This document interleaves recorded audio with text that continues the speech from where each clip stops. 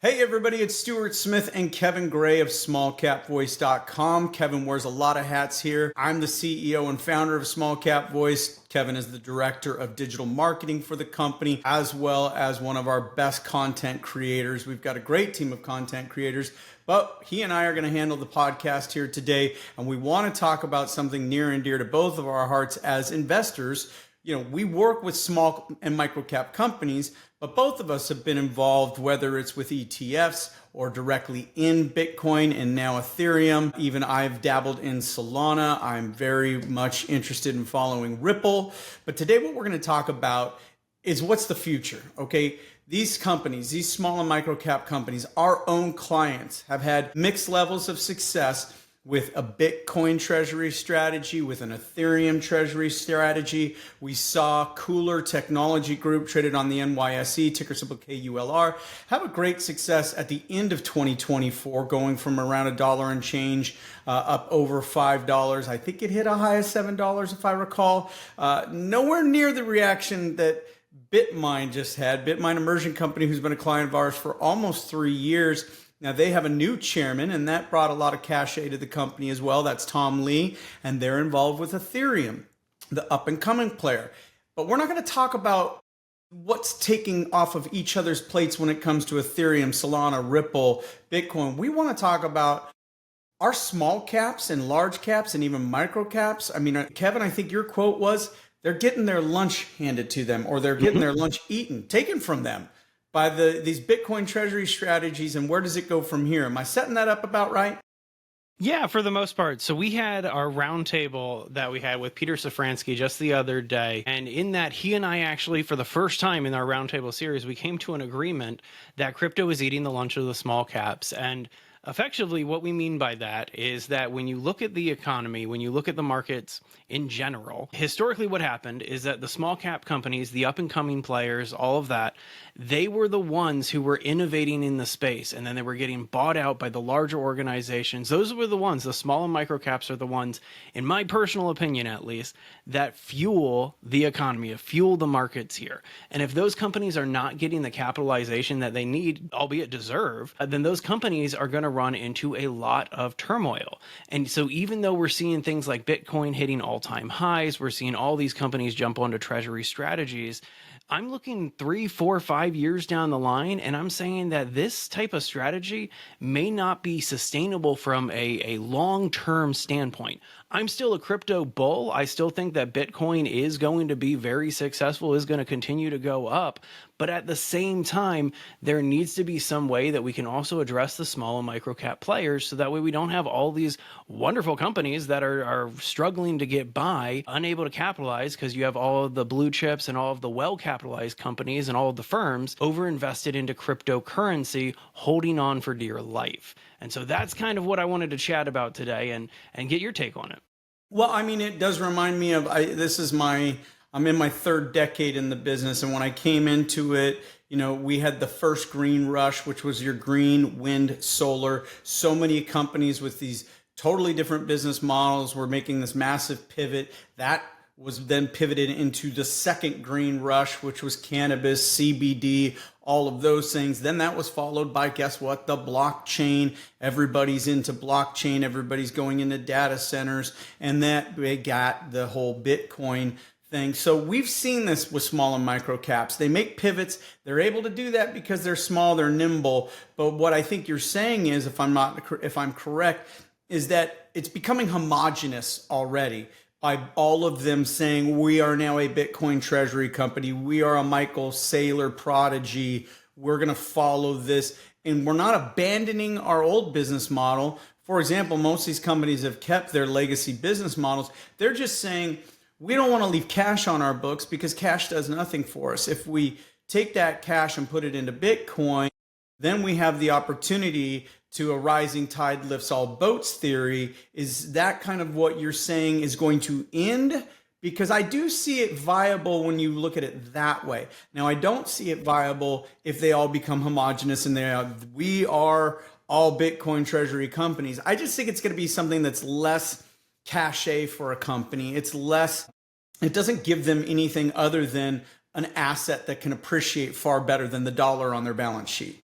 And I think that's fair. And I think that that's one thing that when you mentioned them at the beginning of this, but Cooler Technology, we've been talking about them for years at this point. I saw an exchange on social media where somebody was basically asking if Cooler was capitalizing their R&D development, like if they were still putting money into research and development of the products, the battery side of that company. And Cooler had to clarify, like, yes, the company is still well capitalized. We are capitalizing research and development of our products. But like you're saying, we don't want to have cash sitting around doing nothing. So I think there's an example of a company that's doing it right. It's the ones that are trying to jump on this like a trend.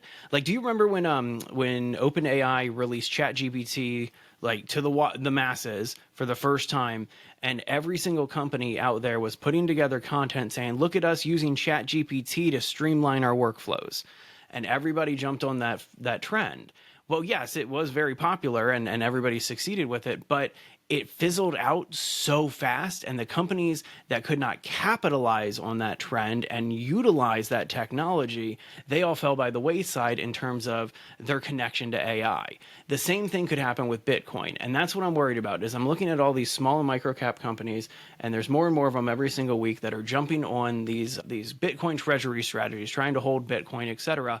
And if they're not capitalizing the other part of their company, and if they're not utilizing that technology, if they're not utilizing blockchain technology, what's at the core of cryptocurrency, and creating systems where they're allowing companies and customers to use Bitcoin to pay, for instance, then we're going to see this trend fall flat. I don't want to see this trend fall flat. And I'm going to be clear, I'm kind of playing a little devil's advocate because I will mention again, I'm a crypto bull, but this is more than a trend, and companies need to recognize that crypto is more than a trend. This isn't something that you can just say, okay, we're going to start holding Bitcoin while it's hot right now. If you start dabbling into this space, you better get ready to dabble into this space. Otherwise, you might be better off investing into your own technology, your own development of your own products, simply because the capitalization for the small microcaps isn't there. I mean, it's business fundamentals. A lot of this just goes back to what we learned in business school, right? I mean, if you don't build a good foundation within one thing and you jump onto some other train over and over again, people just, and which is what we've seen in the microcap space. There are companies that survive, but I will say they survive more like cockroaches in that regard. They're not really ever prospering. They're just alive. They've just lived through the rigors of being making enough money to do their filings, or maybe they're even on the pink sheets and really not doing any kind of filings. The bottom line is you still have to have fundamentals. You still have to have a foundation in something. You cannot just be a Bitcoin treasury stock. A lot of them are doing it because it grabbed eyes, it grabbed momentum, investors flocked to it. I think they're already done with it. Just like you said about AI, we all have to drink from a fire hose when it comes to AI, because we're all of our knowledge, if we're not engineers within that space, honestly, we're drinking from the fire hose, okay? As an accountant, I can't tell you truly the capabilities of AI. As a host of multiple podcasts, I got to speak to a company yesterday, Lantern Pharmaceuticals, traded on the NASDAQ LTRN. They're specifically into very precise cancers. Not just all lung cancers, but specific lung cancers. Lung cancers caused for non-smokers, for example. And I asked him a question. I said, well, does AI just make you bigger, faster, stronger, and broaden the spectrum of everything you can go after? And he said, it makes us bigger, stronger, but it hones into this. It doesn't make the spectrum wider. It makes it more precise. And see, that was my misconception about it. I thought it was like, hey, AI is going to take all this data and it's going to crush it down like this and it's going to do it all so quickly. But he's like, no, yes, it can do that. But he said that would be kind of a waste of a powerful tool. Basically, if we, and I say that to say, all these companies can say, oh, we're an AI company, we're a blockchain company, we're a solar company, we're a cannabis company. If you don't really have operations and you're not really growing, or you don't have a better mousetrap for distributing or storefronts or an app, then you're not really in the cannabis business. You're just a company with a cannabis cafe somewhere in New Mexico, for example. I say that specifically because I spoke to one of those companies before 10 years ago.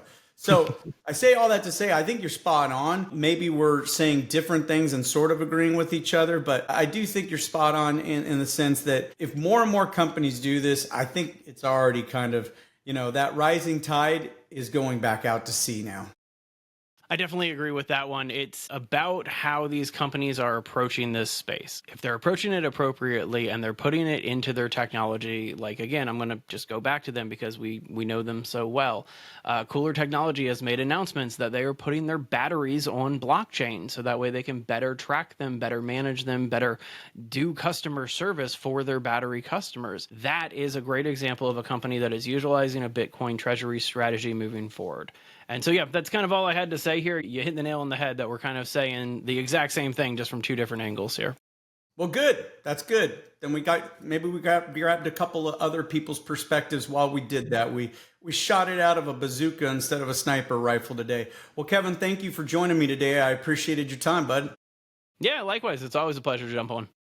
All right. Thanks, everybody. Make sure you subscribe. Send us your questions. Send us your next topic. And if you own a cannabis cafe in New Mexico, I wasn't trying to insult you. I hope you do good business there.